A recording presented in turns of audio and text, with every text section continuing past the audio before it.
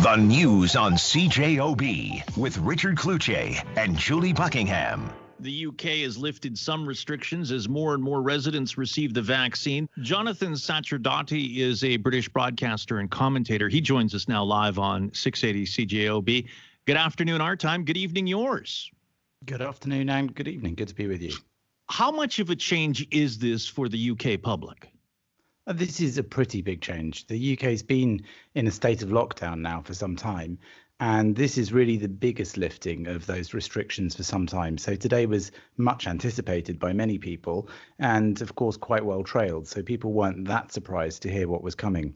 The government had promised certain levels of lockdown would be lifted gradually, and they had given these dates as targets to hit some time ago. But they had said that they would only lift on these dates if it could be a permanent lifting of those restrictions, and that would only happen if they'd hit certain targets in terms of vaccination and also in terms of the number of infections which had to be going down. And they said today that that was happening.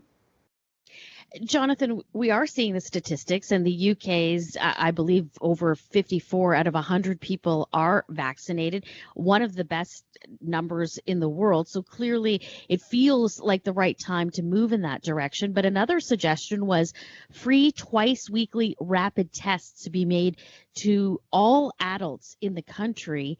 That seems astronomical in terms of the price and the rollout. Absolutely correct. Britain is doing very well with the vaccination programme, especially when you compare it to its near neighbours in the European Union. Remember, Britain just managed to squeeze out of the EU in time with a successful Brexit to get hold of its own vaccinations and run its own vaccination programme. And now if you compare it to how the EU countries are doing, it's steaming ahead.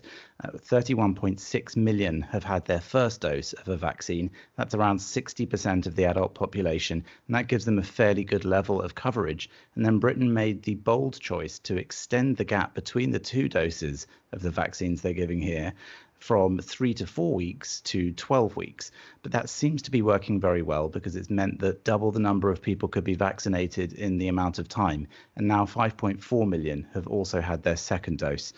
But as you say, testing is a key part of the way out of this. It's always been a vision of the government that the roadmap to freedom would also involve frequent testing. So these rapid flow tests, the sort of pregnancy style test that you can do at home, you get a result in about 30 minutes. And the government now says they're opening this up to everyone in the country to be able to have 2 of these a week for free. They can either be sent to your home or you can pick them up in local centres. And this will be a fundamental part in trying to get people back out there, because while the vaccinations are being rolled out, not everyone's covered, and some people can't be covered, perhaps because they're underage, perhaps because they're pregnant, perhaps because they have other medical reasons not to get a vaccine.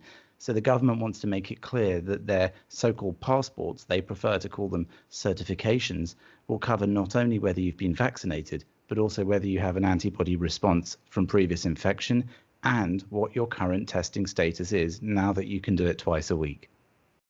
The vaccine passport is something that has been talked about in this country from our political leaders from Ottawa saying, listen, we're working with our international partners. I think most Canadians would understand the idea of a quote unquote vaccine passport for international travel. You have to provide proof of vaccination to go to some countries as it stands right now. But when it comes to, say, going to a Winnipeg Jets game or a Winnipeg Blue Bombers game or a large concert, I'm not sure that the buy-in would be there. What are the British people saying about this?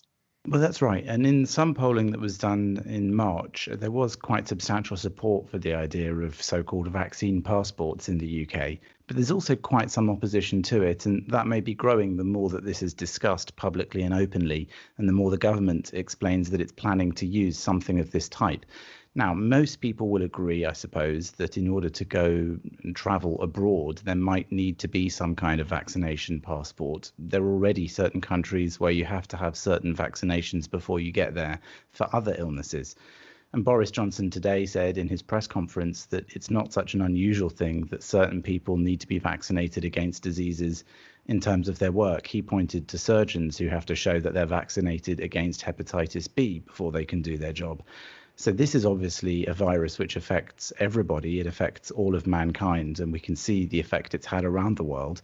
So the government thinks it's not unreasonable that in order to get people going out again and ultimately to stimulate the economy and restore the civil liberties that British people expect and have owed to them after having voluntarily surrendered them for a year, well, the only way to do that, the government says, is to prove that you've been vaccinated in certain settings. So they say it won't be necessary in shops when they open again next week. He was very careful to say it won't be necessary for pub gardens, but he hasn't really come down one side or the other on whether you'll need it to go indoors in pubs and restaurants in the future.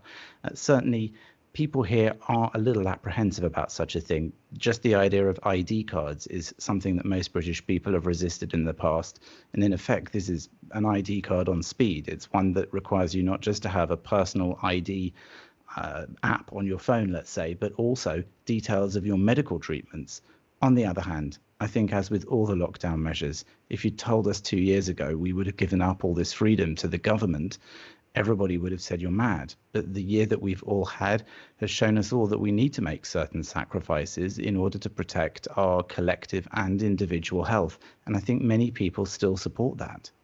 Jonathan, appreciate the time. Thanks so very much for hopping on with us, and looking forward to having a pint at some point, maybe later this year. Jonathan Sacerdoti joining us here live, Julie, on 680 CJOB.